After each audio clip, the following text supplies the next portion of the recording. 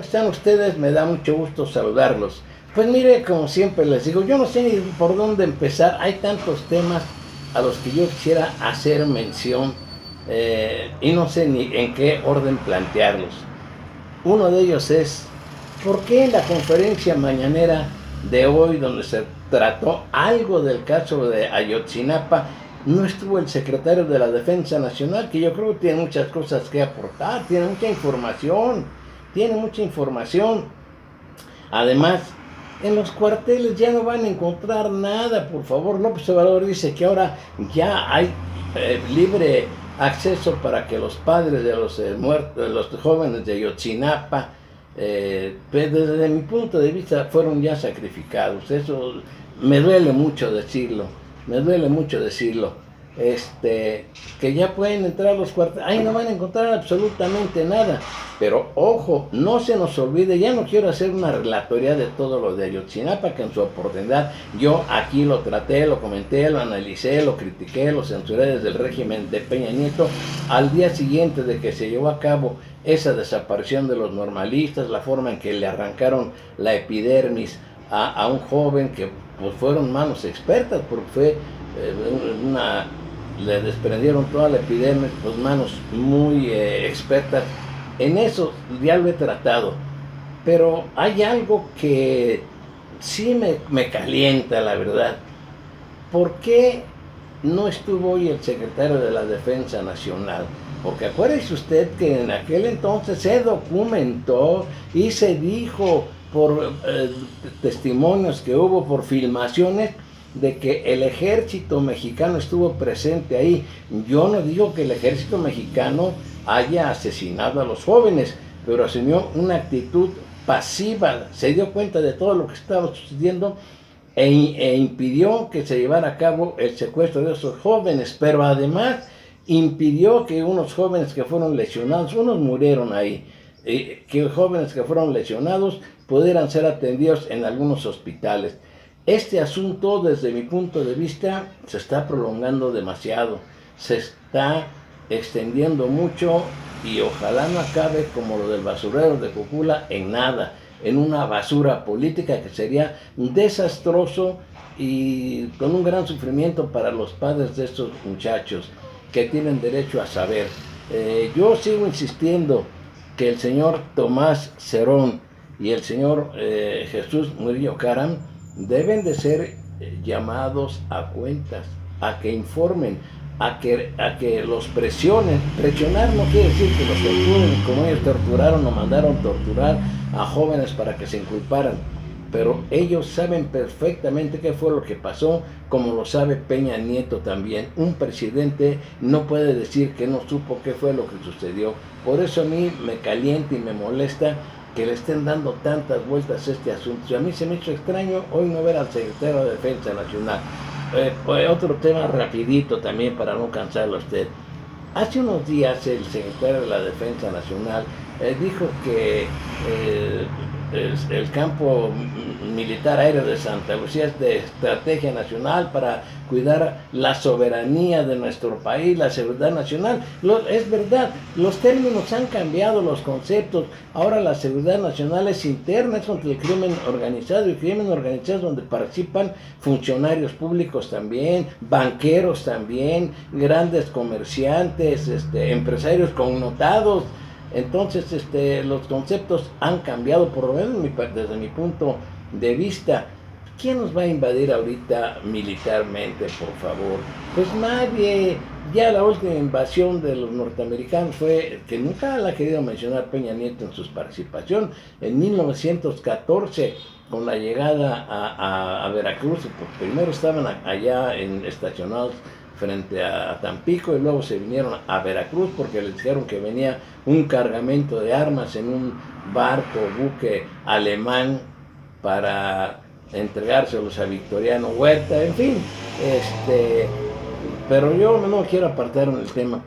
Y si hablan de soberanía, ¿cuál soberanía? La soberanía ahora, la guerra contra México es una guerra económica y México está sometido a los intereses de Estados Unidos, que no está demostrado que la Guardia Nacional está al servicio de los intereses de un personaje como Donald Trump, no es una barrera humana para contener a las corrientes migratorias en flagrante violación a los derechos humanos de esas migrantes, que inclusive la señora Bachelet, comisionada de Derechos Humanos de la ONU, ha declarado que el gobierno de México se está excediendo en sus funciones. Nosotros no tenemos por qué hacerle un trabajo sucio, así es que no tenemos cuál soberanía, señor secretario de la Defensa Nacional. Discúlpeme usted, por favor. ¿Cuál soberanía, hombre? No me salgan con eso. Mire, quiero leer algo que yo considero que es importante, las declaraciones que hace Arturo Hernández. Él es habitante de Santa María. Llamó al presidente Andrés Manuel López Obrador a que no deje en el discurso el apoyo a los pueblos indígenas, que escuche sus inconformidades y echa para atrás la construcción del aeropuerto en la base aérea de Santa Lucía. Queremos creer que vivimos en un estado de derecho en donde los jueces actúan con ética profesional y sin presiones desde el gobierno mexicano. Esperamos que todo el apoyo que en campaña prometió el presidente se haga realidad y nos dé la voz. Si nos niegan la suspensión definitiva, lo que haremos es buscar más recursos legales con los que nos podemos oponer a la construcción, y en el último de los casos iremos hasta instancias como la Comisión Interamericana de Derechos Humanos. Aquí vienen algunos párrafos que son muy interesantes.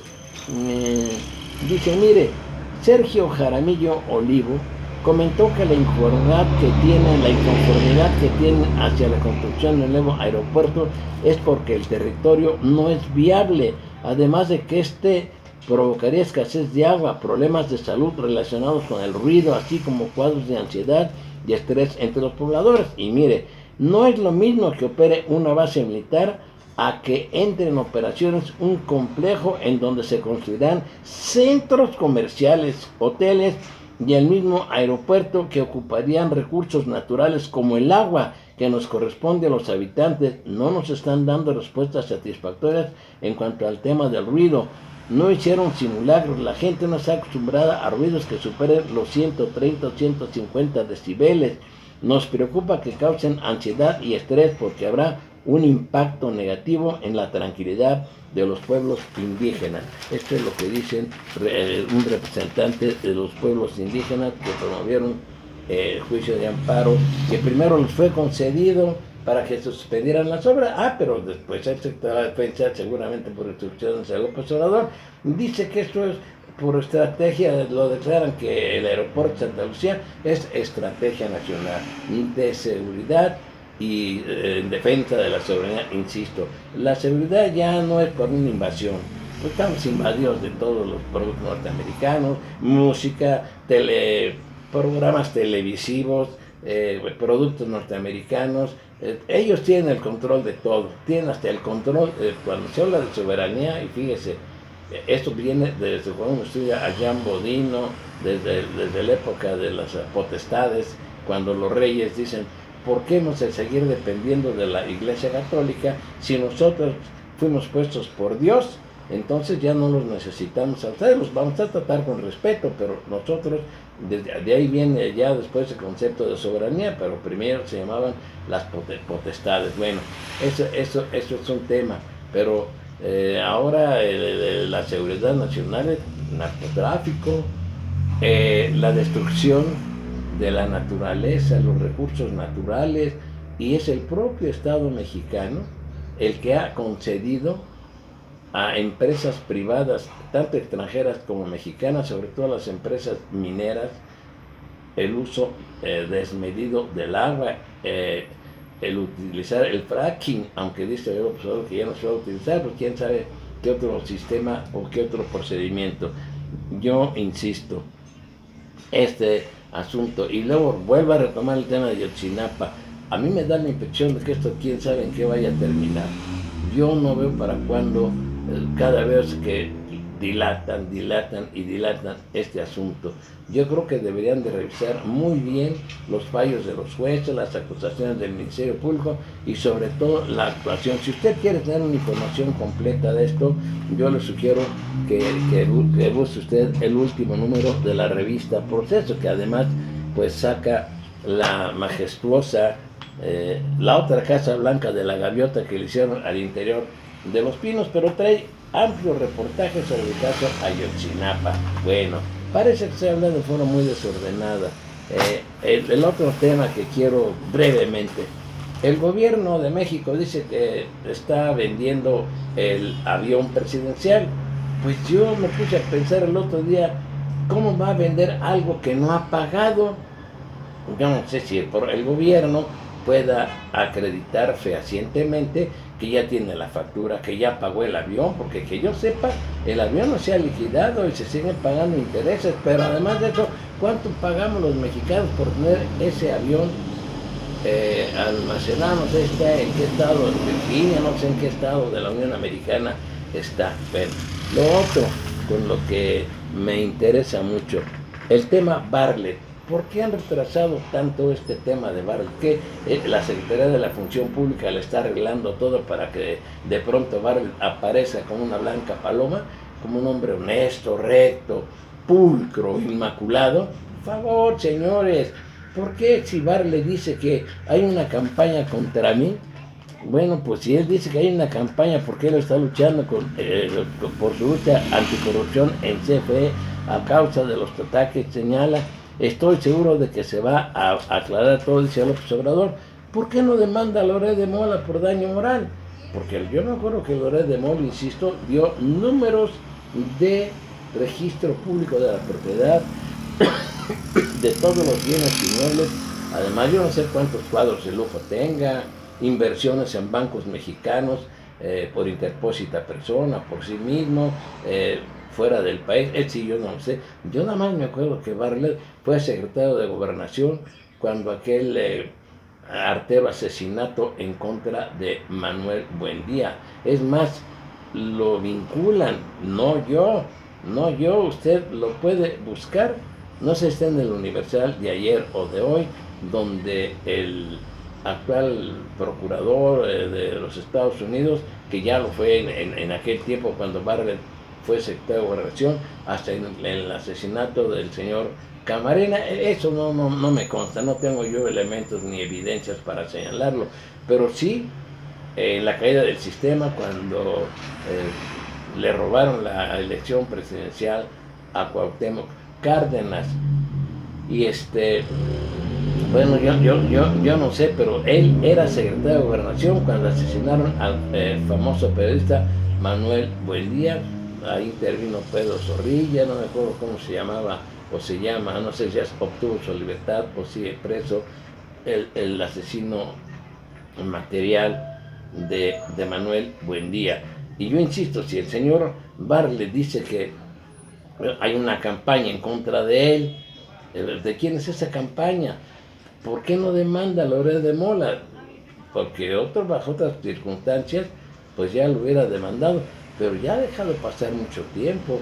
No nos vayan a salir al rato que la Función Pública lo vuelve a defender diciendo que no se encontró nada en contra de él, que todo está muy bien. Ya pues sí le van a acomodar todo. Bueno, y ya para cerrar mis comentarios, ayer rindió su informe de gobierno, ya no sé ni cuál informe de gobierno rindió el señor Silvano Aureoles Conejo, que por cierto llegó ahí con un aparato de seguridad increíble, un aparatazo que ni López Obrador, bueno, ni siquiera Cuauhtémoc Cárdenas, que era todo un personaje, los utilizó, o Lázaro Cárdenas, gente con la que yo tampoco he simpatizado, pero lo de Silvano no tiene. Y dice, mire, hago el compromiso de dejar un mejor Michoacán, dijo ayer Silvano Aureoles Conejo durante su informe.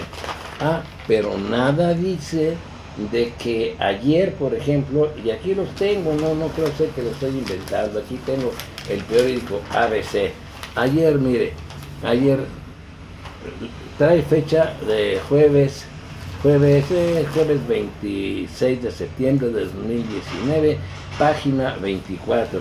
Dice, Chavinda, secuestran y matan a un policía estatal, abandonan el cadáver en la carretera Jacona-Jiquilpan. Otra nota, mataron en su casa a un discapacitado. Esto fue en Jacona, ocurrió en la colonia Enramada 2 de Jacona, Michoacán. Luego, campesino privado de la vida a balazos, eso fue en Santiago Tangamandapio, Michoacán. Aquí en Morelia, ayer asesinan a trabajador de gasolinera para robarlo. Lo ahorcaron, el crimen en la avenida Héroes de Nocupétaro. Bueno, híjole, de veras, ¿qué va a dejar ese señor, hombre, de Silvano Aureoles Conejo? Esto de ejecutan a este taxista también, ruletero de la organización Lindavista, fue acribillado por gatilleros motorizados, vivía en La Magdalena, corrijo, fue en Uruapan, Michoacán. En Tacámbaro también hubo 2 ejecutados ayer. Esto es lo que nos va a dejar Silvano Aureoles. Esto es la paz, la tranquilidad de que gozamos todos los michoacanos. Estamos muy agradecidos con usted, gobernador, porque vivimos con plena seguridad. En Uruapan no hay miedo, no hay terror, en un lugar del estado michoacano. Es ficción, es mentira de los periodistas. De algunos periodistas, porque ellos no publican nada. No, también el silencio cuesta. Por cierto, les recomiendo que lean la revista Proceso, el último número de un libro muy interesante que está próximo a entrar a su presentación. Está excelente por lo que he leído y se refiere a la vida de uno de los periodistas más corruptos, yo diría más puercos, que han existido en la historia del diarismo nacional, como el señor Carlos de Negri. El señor Carlos de Negri, a quien don Julio Scherer García lo repudiaba. La vida de Negri, ¿dónde acabó? Pues asesinado por su propia esposa, la tercera esposa lo asesinó porque ya no soportaba los maltratos, sus borracheras, sus escándalos.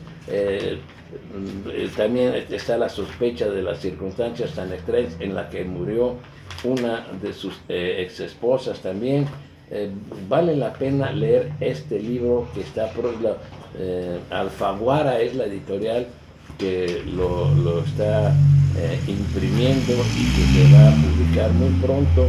Vale la pena que lo compre. Afortunadamente, cuando llegó Julio Scherer García con Vicente Leñero, con un grupo de periodistas honestos a la Dirección General de Excelsior, le cerró las puertas a De Negri, ya no dejó que publicara esa columna donde vendía el silencio también. Dicen que él llegaba, Carlos De Negri, a ver a un funcionario y le decía, aquí te traigo estas 2 notas, a ver, escoge, esto si no lo publico te cuesta tanto, y esto pues lo voy a publicar si no nos arreglamos. No, pues tenía que pagarle al señor lo que pedía. Fue utilizado por el régimen. Bueno, hasta Díaz Ordaz lo utilizó. De Negri amenazó a los jóvenes del 68 y les dijo, síganle y la van a pagar muy cara, síganle, antes de la matanza del 68. Así es que yo les recomiendo, ya lo perdí aquí, hombre, por favor, es que no me gusta salivarme los dedos para encontrarlo, pero leí cosas muy interesantes.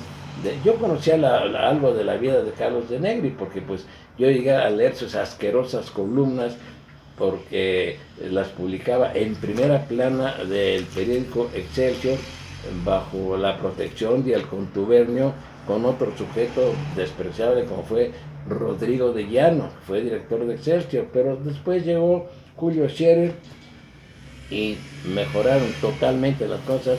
En Excelsior se volvió un periódico muy independiente, un gran periódico que no le gustó a Echeverría y acabó con él, y tuvieron que salir de ahí grandes plumas. Pero ¿dónde está, hombre? Bueno, yo después su oportunidad lo buscaré y se los comentaré a ustedes más ampliamente. Es la vida. Serma se apellida el escritor de este libro. Yo estoy ansioso por ya tener en mis manos y empezar a leerlo. Debe de aportar cosas muy interesantes y ya, como dice la canción, ya con esta me despido, y por favor, alguna crítica, algún comentario, estoy dispuesto a recibirlo, pero les vuelvo a sugerir comentarios respetuosos, no que me traten bien, me pueden decir lo que quieran, pero no recurran a lo que ya les dije. Yo he visto cómo critican a otros comentaristas nacionales que no tienen la fuerza que yo tengo, desde luego, con puras ofensas, con puras majaderías, inclusive a mujeres que tienen el valor de ser críticas, les dan pero a llenar con puras leperadas, barbajanadas. Pues eso yo digo que no es correcto, pero pues allá ellos, yo creo que se desprestigia más el que envía el mensaje, que sobre todo son anónimos. Me da la impresión de que existe, que por cierto, hoy en la conferencia mañanera, yo no sé si les advirtieron a los periodistas o yo no sé qué, nadie le preguntó a López Obrador: oiga, señor presidente, ¿por qué no está aquí el secretario de la Defensa Nacional? Creo que podía hacernos algunos comentarios. No estuvo el secretario de la Defensa Nacional. Así es que vamos a estar muy pendientes de todo esto que he comentado, y muchas gracias por sus comentarios. No me interesa que sean críticas. Yo me gusta mucho que me hagan críticas, pero pues con respeto, fundadas, y aunque sean leperadas, pues aunque no las lea así como las mandan. Afortunadamente creo que desde que yo hago esto, una o dos veces he recibido ofensas, nada más, pero no me causan mayor daño, no me lastiman, no me duelen, porque repito, yo no soy al servicio de nadie, yo no cobro y soy necio en ningún partido, nadie me paga por decir o por no decir. Lo que yo digo lo digo con plena, absoluta libertad y con plena conciencia de lo que digo, y muchas gracias.